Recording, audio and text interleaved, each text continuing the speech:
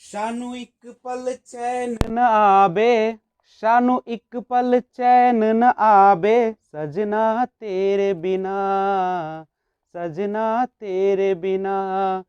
शानू एक पल चैन न आबे, सानू एक पल चैन न आबे, सजना तेरे बिना, सजना तेरे बिना। दिल जाने क्यों घबराबे, दिल जाने क्यों घबराबे, सजना तेरे बिना, सजना तेरे बिना। सानू एक पल चैन न आबे, शानू एक पल चैन न आबे, सजना तेरे बिना, सजना तेरे बिना। तेरा ख्याल हर घड़ी है आदतें मुझे तेरी, एक दिन जो तुझसे ना मिलूं, पागल के जैसे मैं फिरूं। कोई रुत ना मुझको भावे, कोई रुत ना मुझको भावे, सजना तेरे बिना, सजना तेरे बिना। शानू एक पल चैन न आबे, शानू एक पल चैन न आबे, सजना तेरे बिना, सजना तेरे बिना। जी नमस्कार, मैं विजय राजपूत और आपके अपने ही YouTube channel learner eyes by VRP पे हार्दिक स्वागत है।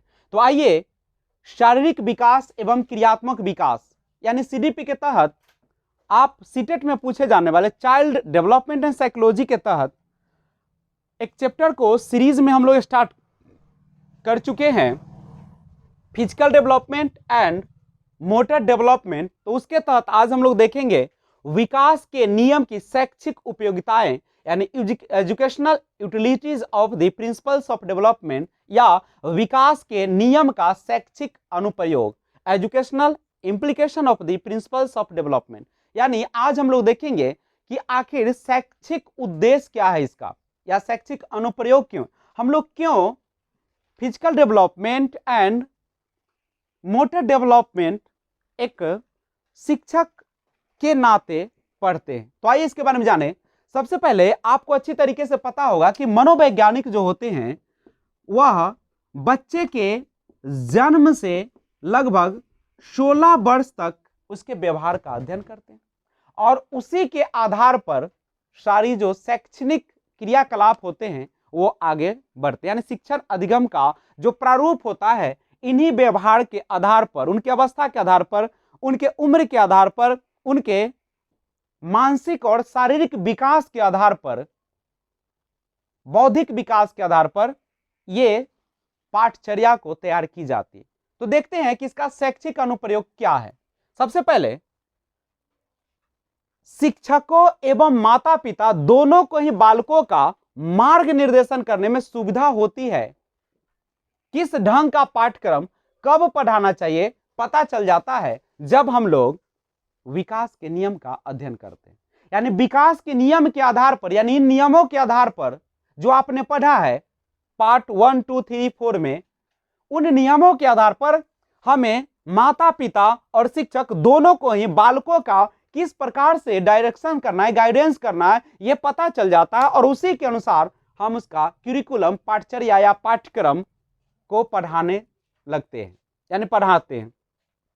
दूसरा है कि बालकों को वातावरण के साथ अच्छे समायोजन करने के लिए प्रेरित करने में भी समर्थ हो जाता है। यानी अगर कोई बालक इन नियमों का अध्ययन करता है, या शिक्षक होने के नाते हम लोग शिक्षण प्रक्रिया में अगर इन नियमों का पता होता है तो वातावरण के साथ अच्छे समायोजन करने के लिए प्रेरित करने में समर्थ हो जाते हैं। किसको? तो उस बालक को।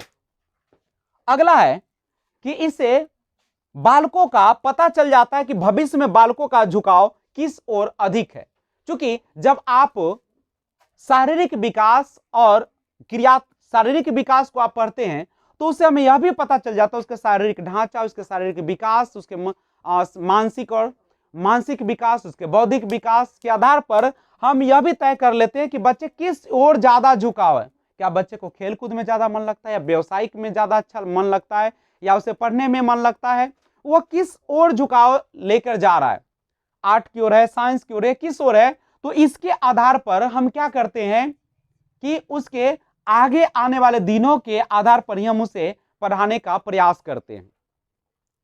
एक और चीज समझिएगा, अब क्या होता है कि बाल मनोवैज्ञानिक यह भी सुझाव देते हैं इस नियम के आधार पर, या हम इस नियम को जब पढ़ते हैं, शारीरिक विकास के नियम को, तो हमें एक और चीज का पता चलता है कि बालक का मूड किस प्रकार का है। वह जब कक्षा में बैठा हुआ है तो वह खुश है या दुखी है या क्रोधित है, किस अवस्था में है, उस अवस्था का पता लगाकर अगर बच्चा ज्यादा खुश होता है, ज्यादा अच्छे स्वभाव के होते हैं और उसका मूड आज अच्छा होता है, तो जब आप उसे शिक्षण प्रक्रिया को बढ़ाते हैं तो काफी तेजी से उस चीजों को ग्रहण भी करना शुरू कर देता है। लेकिन जब वही नाराज होता है, दुखी होता है या किसी भी तरह का डिप्रेशन में होता है, तो आप उसे पढ़ाते तो जरूर है लेकिन शिक्षण प्रक्रिया बाधित हो जाती है और वह उतनी अच्छे तरीके से वह ध्यान भी नहीं दे पाता है।